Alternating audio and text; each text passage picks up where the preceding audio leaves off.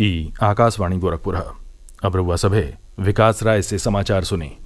प्रधानमंत्री नरेंद्र मोदी 2 दिन के दौरा पर अपने संसदीय क्षेत्र वाराणसी पहुंच गई हवे। वहां के दौरा के पहला दिन ने बनारस शहर में आयोजित विकसित भारत संकल्प यात्रा कार्यक्रम में हिस्सा लिहली। एजा वहां के केंद्र और प्रदेश सरकार का विभिन्न योजनन के लाभार्थियों से संवाद कैली। वहां के विभिन्न विभागन के स्टॉलों का अवलोकन कैली। एक बाद श्री मोदी नमो घाट पहुंच के काशी तमिल संगमम का दूसरा फेरा के शुभारंभ कार्यक्रम में शामिल हो रहा हवे। काशी तमिल संगमम कार्यक्रम में संस्कृति मंत्रालय के साथ ही साथ उत्तर प्रदेश और तमिलनाडु सरकार के औरियो संबंधित विभागन का भागीदारी हुई।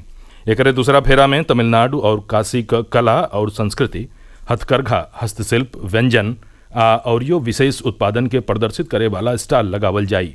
नमो घाट पर तमिलनाडु और काशी के संस्कृति से जुड़ल सांस्कृतिक कार्यक्रमों आयोजित कैल जा रहा हो।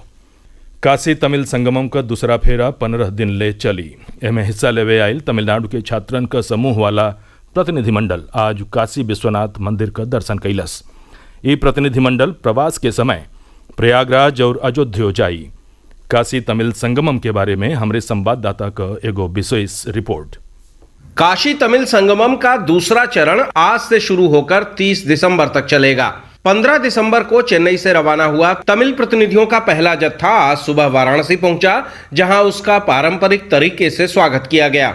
अगले 2 सप्ताह में तमिलनाडु के विभिन्न हिस्सों से विभिन्न क्षेत्रों के लगभग 1400 लोग काशी आएंगे। काशी प्रवास के दौरान वे यहाँ के स्थानीय मंदिरों, सांस्कृतिक गतिविधियों और खान पान के साक्षी बनेंगे और साथ ही प्रयागराज और अयोध्या भी जाएंगे। काशी तमिल संगमम का पहला चरण पिछले साल 16 नवंबर से 16 दिसंबर तक आयोजित किया गया था, जिसमें शिक्षा मंत्रालय ने नोडल एजेंसी के तौर पर काम किया था। पहले चरण की ही तरह इस बार भी आईआईटी मद्रास तमिलनाडु में और बनारस हिंदू विश्वविद्यालय उत्तर प्रदेश में कार्यान्वयन एजेंसी के रूप में काम कर रहा है। सुशील चंद्र तिवारी, आकाशवाणी समाचार, वाराणसी। केंद्रीय शिक्षा मंत्री धर्मेंद्र प्रधान कहले हवें कि काशी तमिल संगमम प्रधानमंत्री नरेंद्र मोदी का एगो अभिनव कल्पना हो। एकरे पीछे प्रमुख उद्देश्य काशी और तमिलनाडु के बहुते पुरान संपर्क के फिर से स्थापित कैल हो। वहाँ के कहने की काशी के साथ तमिलनाडु के सभ्यता और संस्कृति का ढेर पुरान संपर्क हो। बनारस में काशी तमिल संगमम के दूसरा फेरा का शुभारंभ कार्यक्रम में हिस्सा लेवे आयल केंद्रीय मंत्री आकाशवाणी समाचार से खास बातचीत कैलें। वहाँ के कहलें कि अयोध्या में अगला महीना रामलला का प्राण प्रतिष्ठा काशी तमिल संगमम में प्रतिभाग करे आयल तमिलनाडु का प्रतिभागियों बदे यादगार अनुभव रही। प्रधानमंत्री नरेंद्र मोदी संसद का सुरक्षा में सेंध पर चिंता जतावत एक गंभीर मामला बतौले हवें।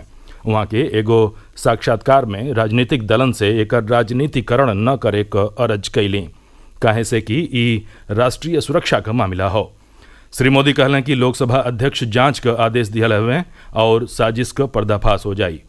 प्रधानमंत्री कहलें कि संसद में सेंध मामला का गहन जांच होके के चाहिए, जौना से ऐसन घटना फिर से न हो सके।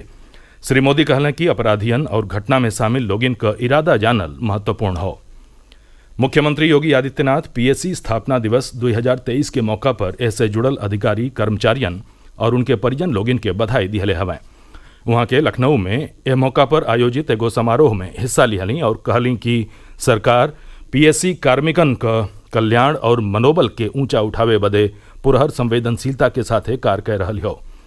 प्रदेश का पीएससी कार्मिक अपने कर्तव्यन का पुरहर निष्ठा और तत्परता के साथ निर्वहन करत कानून व्यवस्था का हालत बेहतर बनावे में योगदान दे रहा हवें। मुख्यमंत्री घोषणा कैलें कि पीएससी बल में महिला लोगिन का जगह सुनिश्चित कैल जा रहा हो। वहाँ के कहने की एक ध्यान में रख के लखनऊ, गोरखपुर और बदायूं में प्रदेश सरकार पीएससी का 3 महिला बटालियन के मंजूरी दिले हो। सिख पंथ का 9वां गुरु तेग बहादुर जी महाराज के समर्पित ज्योति ज्योत दिवस आज मनावल जा रहा हो।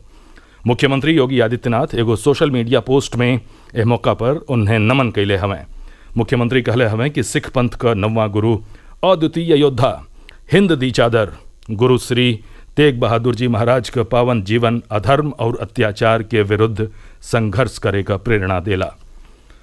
सरकार कुवैत का अमीर शेख नवाफ अल अहमद अल जबर अल सबाह के सम्मान में आज देश भर में 1 दिन के राजकीय शोक का घोषणा कैले हो। कुवैत के अमीर का काल ही निधन हो गई रहल। विदेश मंत्रालय एगो बयान में कहले हो कि सरकार और भारत का जनता अमीर के निधन पर गहरी संवेदना जतावती हो। समाचार पूरा भइल। नमस्कार।